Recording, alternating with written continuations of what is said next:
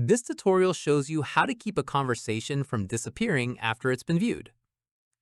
First, open the Snapchat app on your device. After that, tap on the Chat tab at the bottom. From there, open the conversation you want to save. At this point, tap and hold on the specific message you want to keep. In the next step, a small menu will pop up with several options. Following this, tap on Save in Chat, sometimes shown as a small clock or bookmark icon.